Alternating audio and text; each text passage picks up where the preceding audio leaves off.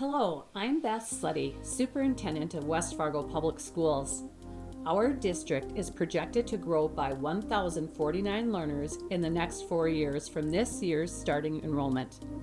The vast majority of that growth is expected at the secondary level, which equates to a 14% increase in our enrollment in grades 6 through 12.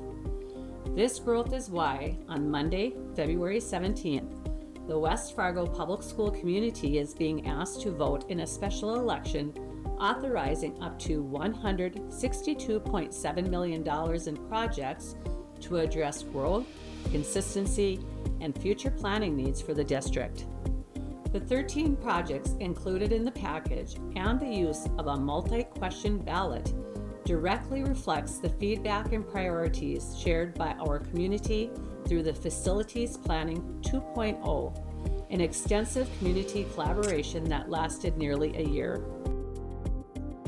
Question 1 will address projects needed in the next 1 to 5 years.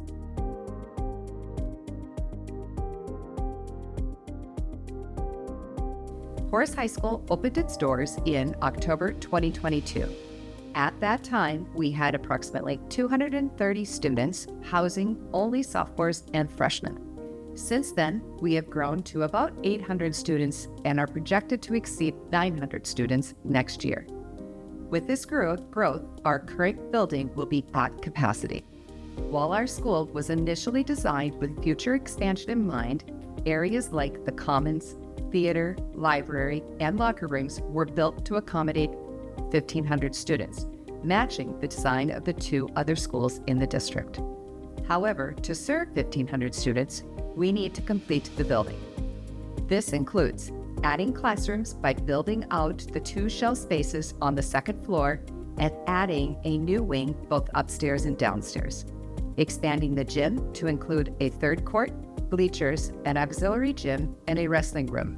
These additions will support the extra students and allow for new programs like wrestling, soccer, and tennis.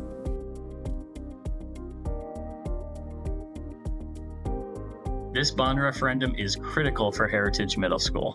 Currently, we're expected to exceed capacity in 2027, and this bond referendum passing would allow us to build out our school to hold 1,100 learners, which is similar to Cheney and Liberty Middle School. It will allow us to not have to have class sizes of 30 and kids packed into spaces. We'll have a secondary art room. We'll have a new choir room. We will have a 3rd PE gym similar to the other 2 middle schools, as well as more learning spaces for our learners. A successful bond referendum will impact South Elementary School in many ways by enhancing our facilities and educational environment to ensure that it is viable for the next 40 years.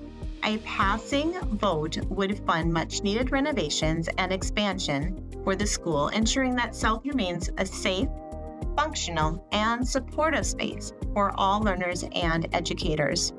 With the passing of Question 1, South would receive renovations and expansion.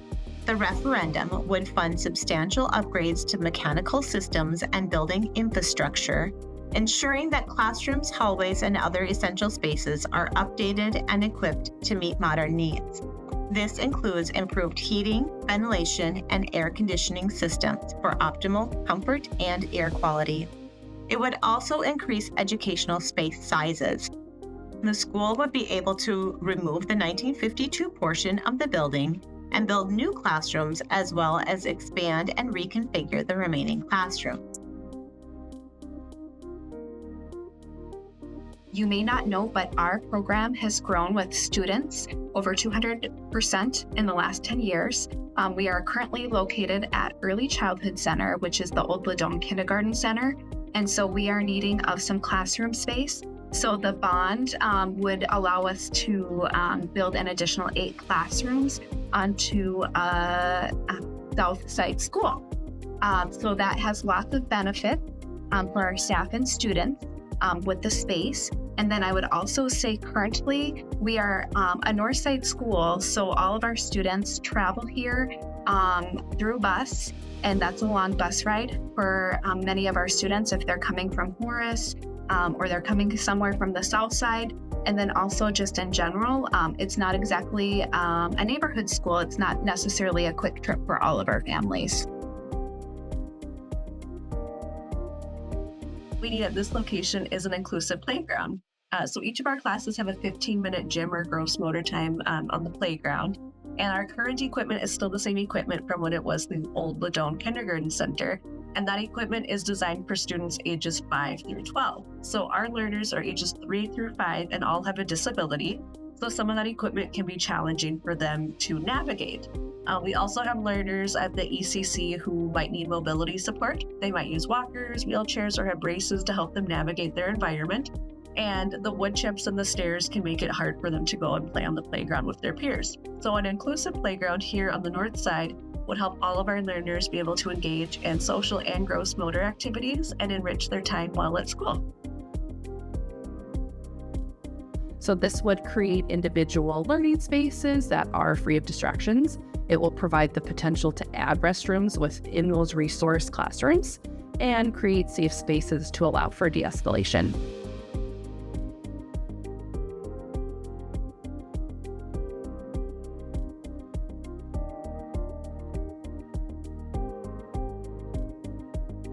We currently have multi-stall bathrooms. This would provide some single-stall banks. Our behaviors in the bathrooms would greatly decrease with that privacy and restrictions on having multiple learners enter a bathroom space.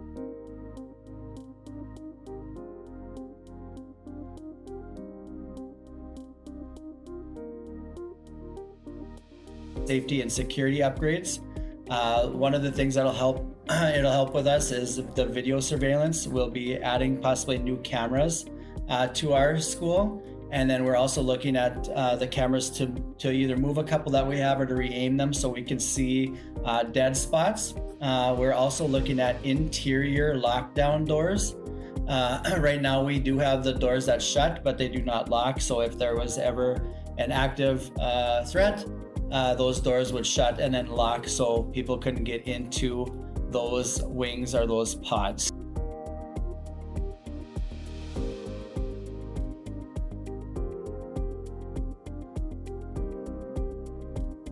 We'd also benefit from adding a multi-purpose room here at West Fargo High.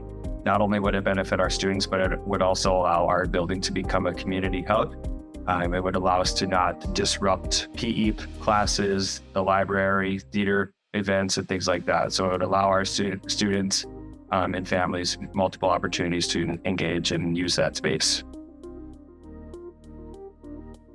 Question 2 includes an additional $58 million in projects that are anticipated to be needed in the next 6 to 10 years. Upon completion of the FM diversion, we are anticipating growth on the north end of the district. Purchasing land now will position us to have a better selection of land parcels, as well as not pay a premium for newly flood-protected land once the diversion is complete. By renovating several of our elementary schools, we ensure that all elementary schools have equitable spaces for things like art, music, health, and conference rooms.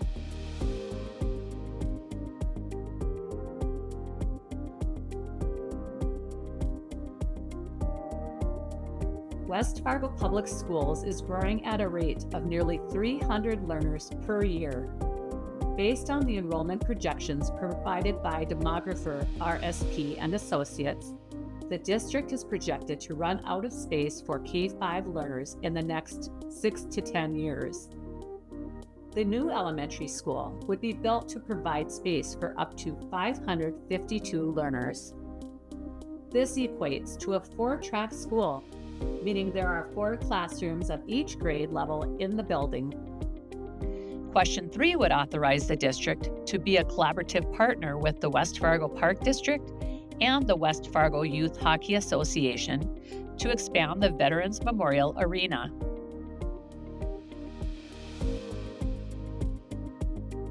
We are really excited for the possibility of bringing a sheet of ice up north so that we can bring Packer hockey home here at West Fargo High.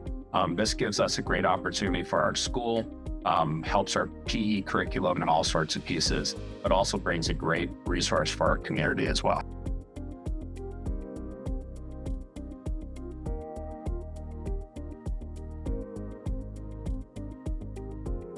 We are thankful for the support we have received from our community as West Fargo Public Schools continues to grow, and we thank you for taking the time to learn about the bond referendum and the impact it will have on our district. To learn more and to find a list of voting locations, please visit our website. Thank you.